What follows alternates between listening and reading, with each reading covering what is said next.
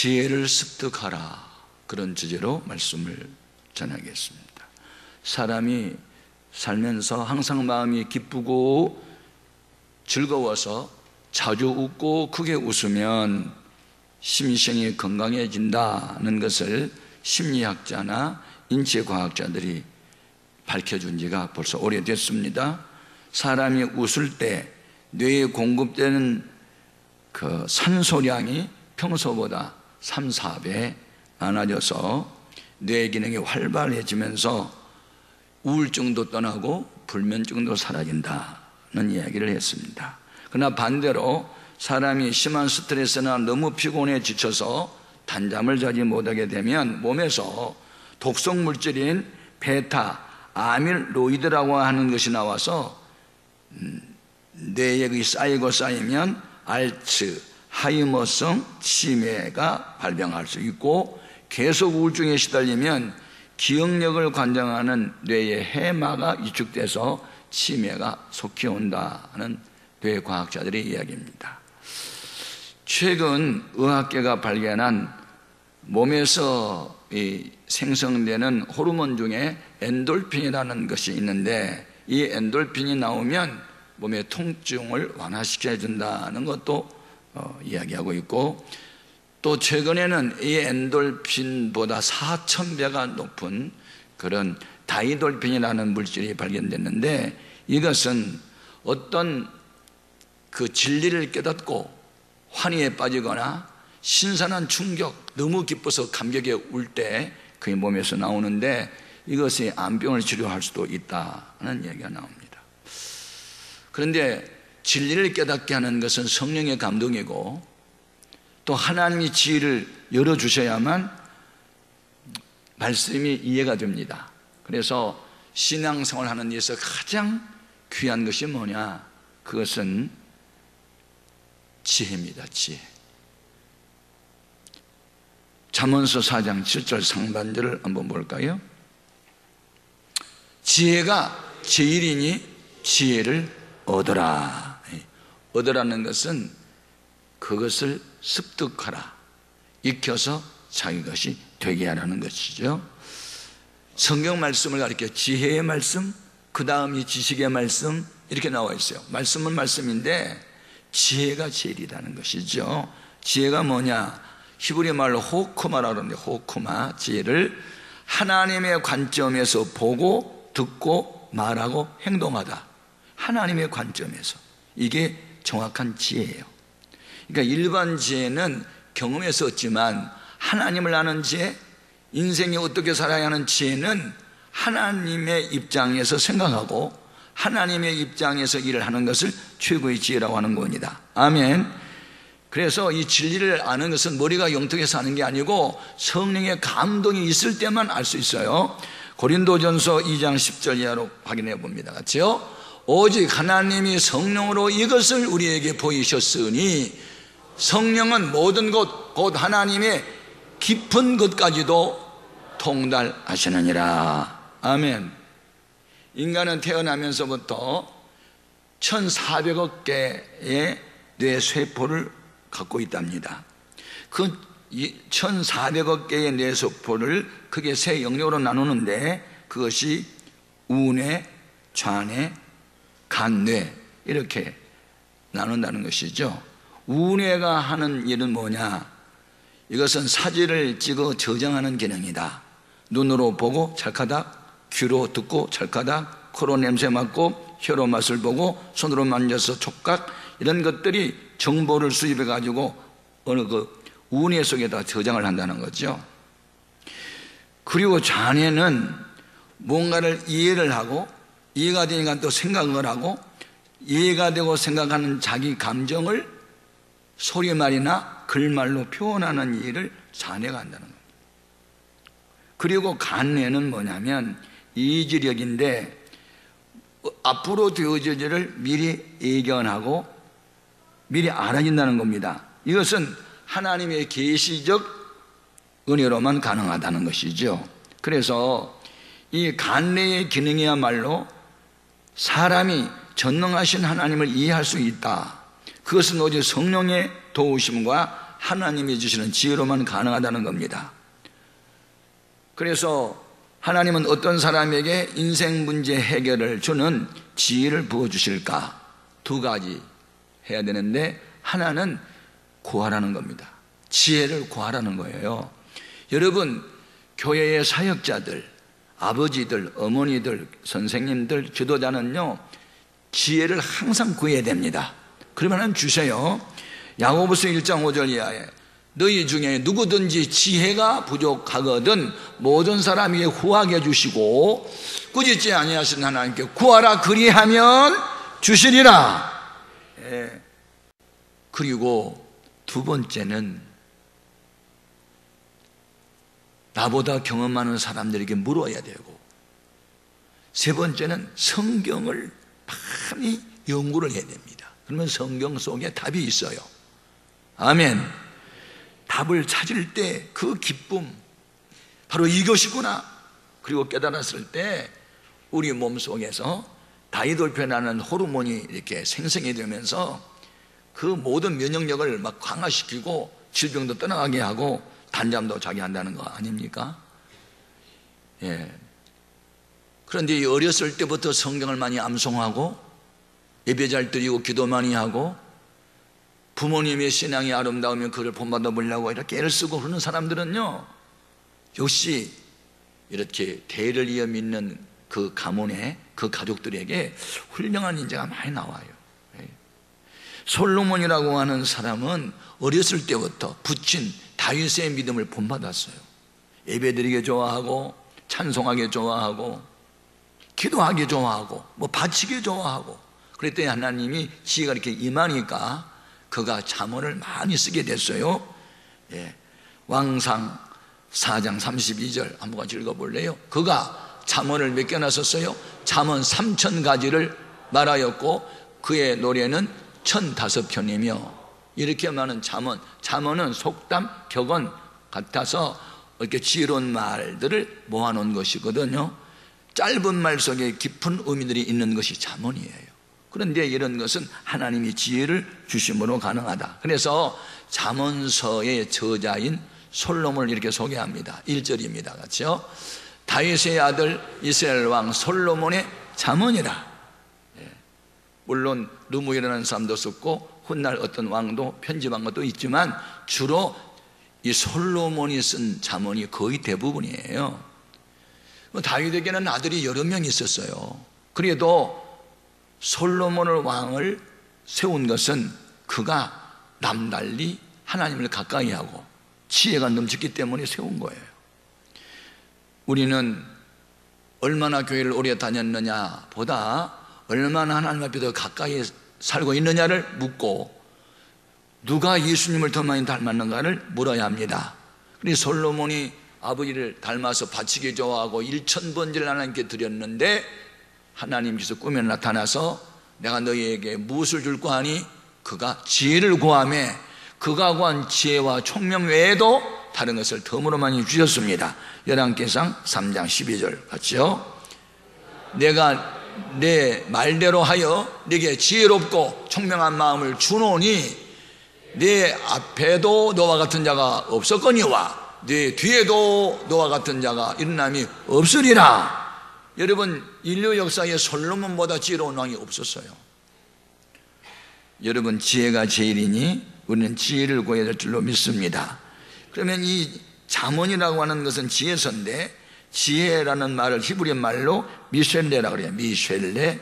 이 미셸레라는 말은 하나님의 영이 그 마음과 생각에 함께 함으로 나오는 말들이에요. 그러니까 머리 영리하고 세상 경험에서 얻은 그런 지혜가 아니고 하나님 영이 함께 할 때 나타나는 문제 해결의 말들입니다. 아멘. 자, 잠언을 통해서 무엇을 깨닫게 하실까? 2절 말씀입니다. 같이요.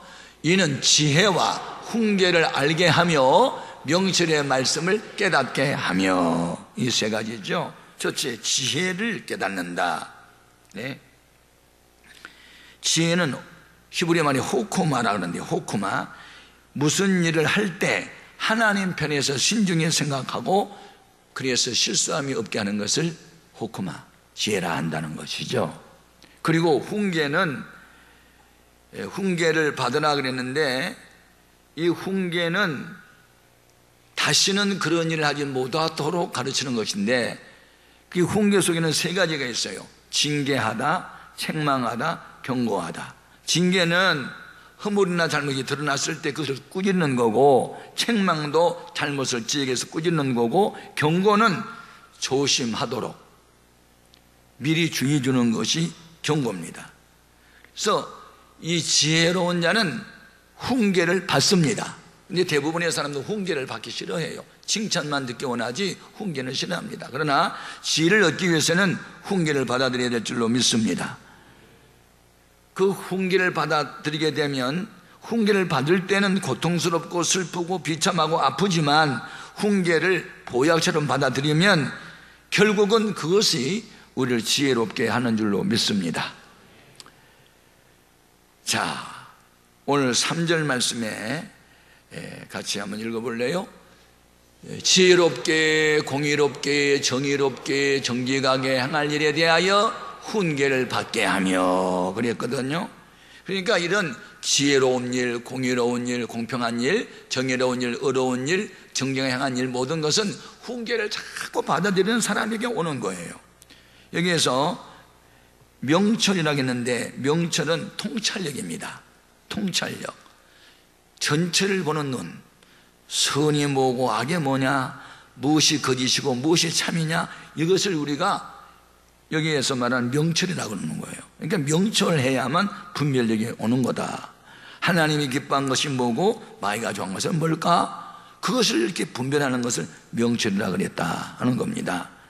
그 다음에 여기서 지혜롭게 행한다는 말은 무슨 일이나 신중하게 생각하고 실수함이 없이 하는 거고, 공의를 행한다는 것은 여기에 공평하다는 것이고, 그 다음에 정의롭다는 것은 명백하게 드러난 그런 옳은 것이고, 정직하게 한다는 것은 꾸밈이 없는 순진성을 말한 것이다. 그래서 정말로 은혜를 바르게 받고 하나님과 동행하는 사람은 꾸밈이 없어요. 있는 모습 그대로 꼭 어린아이 같은 모습을 보이는 거예요. 예? 꾸밈이 없으니까. 하나님은 어린아이 같은 사람들에게 천국을 약속했고, 그런 사람에게 계시를 약속을 했으니, 우리는 뭐 이렇게 포장을 많이 하고 뭘 자꾸 이렇게 감추는 것이 있지 않고 있는 모습 그대로 죄를 지적하면 내가 죄인입니다 그렇게 말할 수 있는 이런 사람들이 지혜가 점점 많아지는 줄로 믿습니다. 4절 말씀을 보겠습니다. 어리석은 자를 슬기롭게 하며 젊은 자에게 지식과 근신함을 주기 위한 것이니, 이 잠언의 목적이 다 나와 있어요. 예. 어리석다는 것은 외부적 유혹을 받아들여서 범죄하는 게 어리석은 거고, 슬기롭다는 것은 외부의 유혹이 있을 때 말씀으로 그걸 물리치는 것을 슬기롭다 그러는 거예요. 그러니까 우리는 어리석은 자가 되지 말고 슬기로운 사람이 되어야 될 줄로 믿습니다. 우리가 천국 갈 때까지 마귀는 쉼없이 유혹합니다. 유혹해요. 우리를 어리석은 사람으로 만들어요. 자꾸 죄를 짓도록 유도해요. 그때마다 우리는 깨어 있어서 말씀으로 무장하고 있다가 예수 이름으로 대적하고 물리쳐야 되는 것입니다. 예수님도 마귀의 시험을 받았거늘 우리 같은 사람이 어떻게 유혹이 없겠어요? 그런데 우리 예수님이 유혹이 있을 때마다, 마귀가 시험할 때마다 기록되었으되 하고 이미 기록된 말씀을 꺼내가지고 대적하고 물리쳤어요. 그리고 모든 유혹을 물리치고 난 이후에 천사들이 나타나서 수종을 두는 거예요.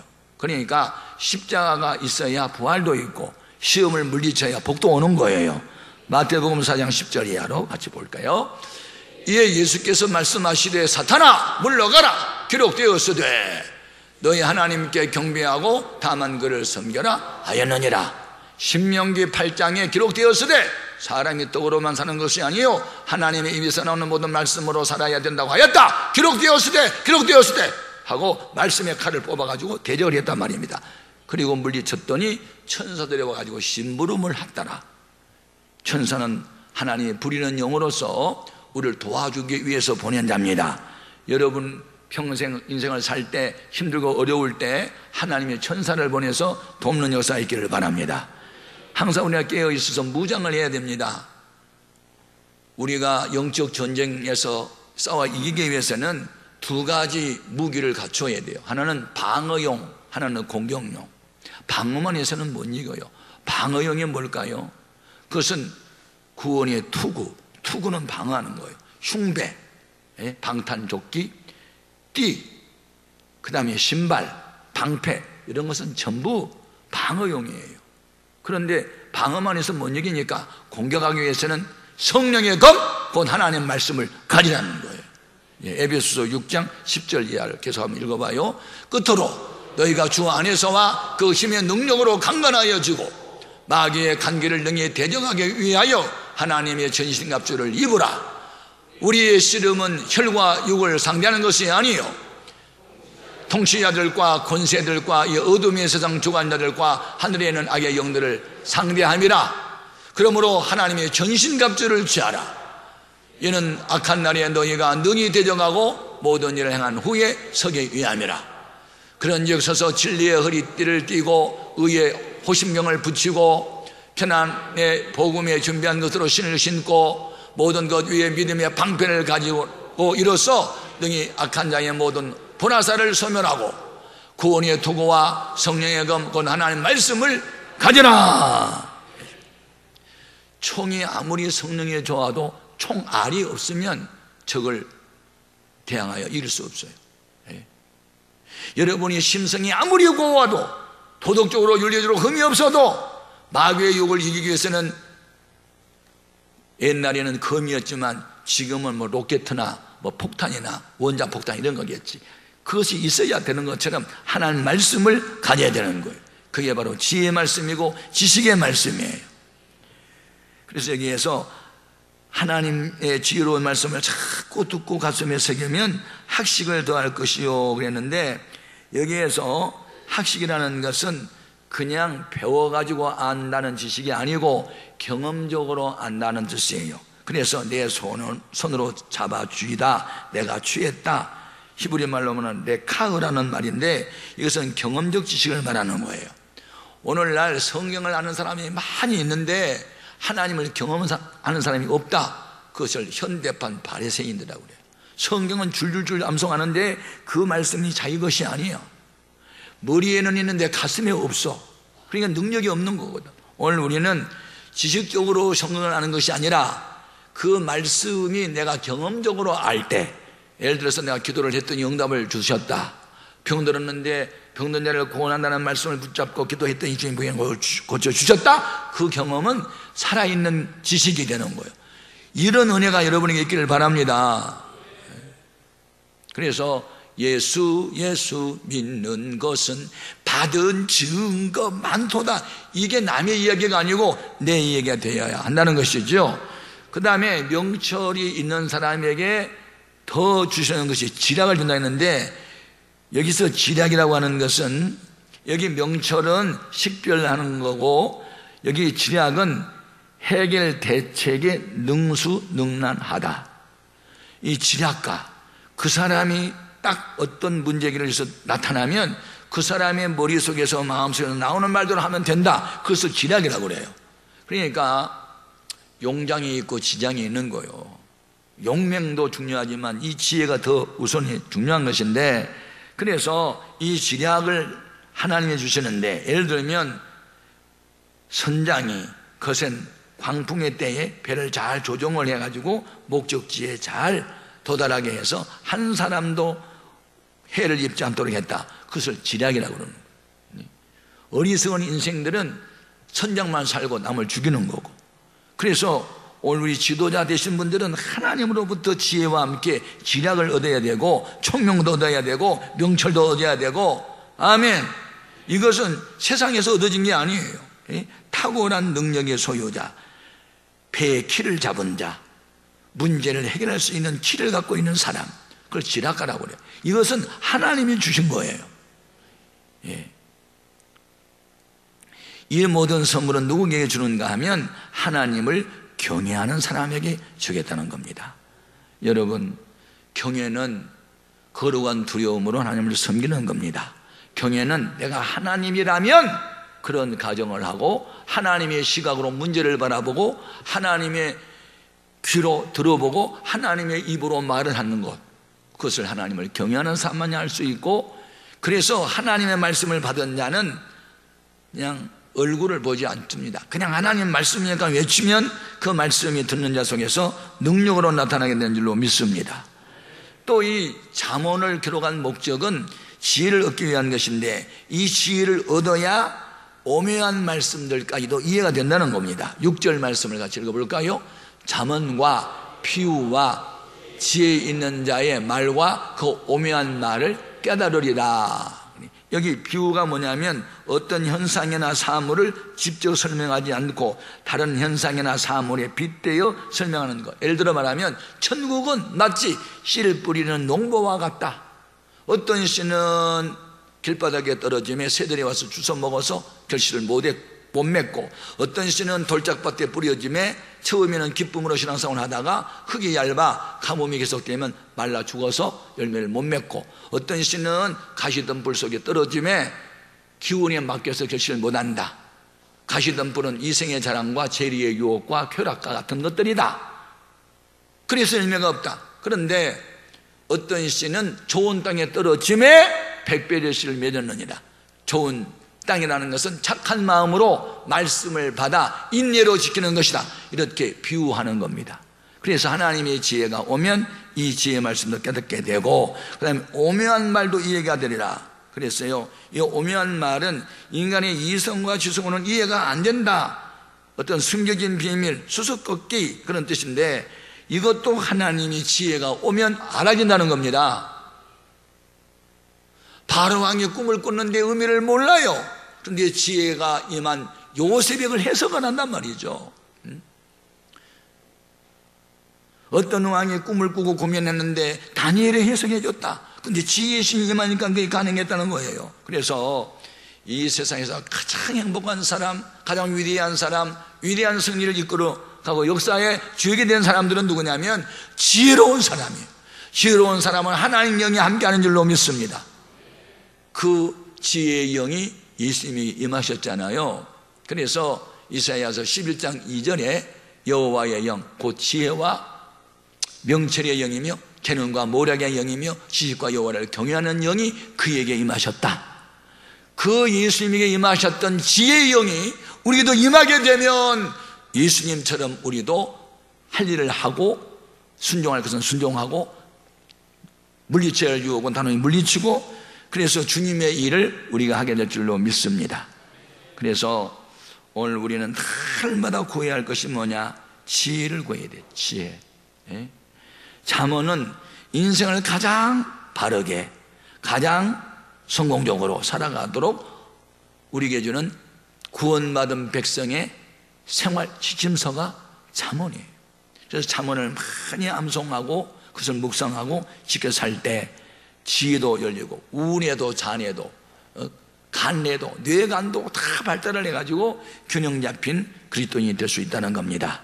일반 지식은 개별적 사안에 대하여 분석하고 인식하는 것이라면, 하늘로부터 지혜는 인생과 우주 전반에 대한 통합적인 것, 그것을 이해하는 거고, 하나님이 뭘 좋아하는지를 이해하는 거고, 그것을 내가 몸소 실천함으로 하나님이 평강에 함께한다는 것이죠.